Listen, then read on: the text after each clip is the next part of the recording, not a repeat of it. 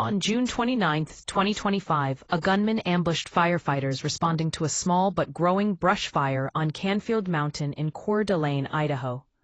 According to Kootenai County Sheriff's Lieutenant Jeff Howard, the incident unfolded when fire personnel started getting shot at by an unknown person in the woods while responding to the blaze.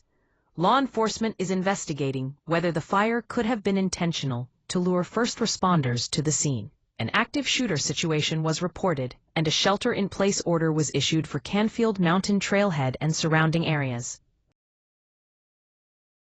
The Senate began debate on President Donald Trump's megabill for his second-term priorities after a dramatic procedural vote late Saturday night.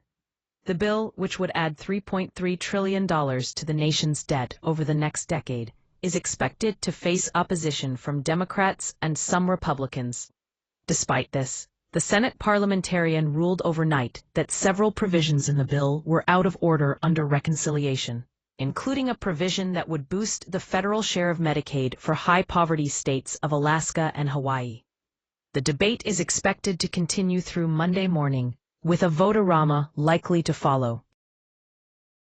The National Hurricane Center has announced the formation of Tropical Storm Barry, which is expected to bring heavy rain to Mexico's eastern coast over the next few days. The storm's center was located approximately 90 miles east-southeast of Tuxpan, Mexico, with maximum sustained winds measured at 40 miles per hour.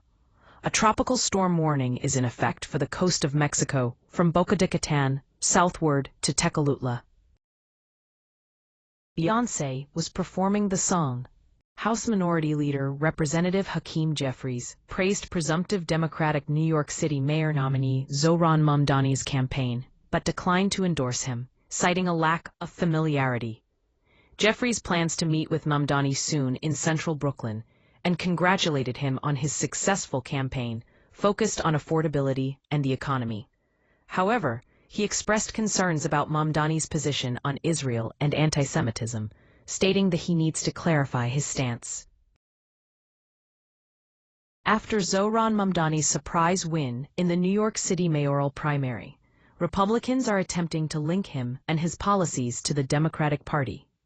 Mamdani, a 33-year-old Democratic socialist, has pledged to raise taxes on the wealthy and corporations, help fund city-owned grocery stores, eliminate bus fares, and expand public housing initiatives.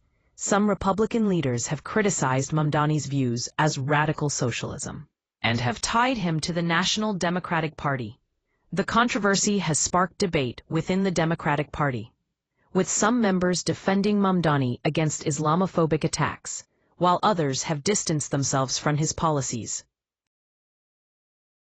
The Supreme Court's decision on June 27, 2025, has limited nationwide injunctions against President Trump's executive order to end birthright citizenship.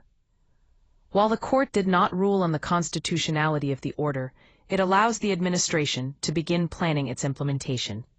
The order itself has a 30-day grace period before taking effect.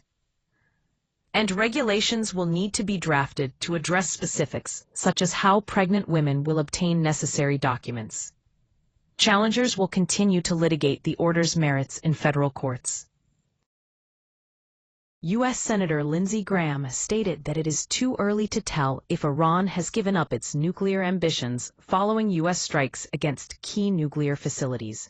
However, he believes the regime still desires to make a nuclear weapon and destroy Israel. Graham emphasized that Iran must publicly affirm Israel's sovereignty before any meeting with the Iranians can occur.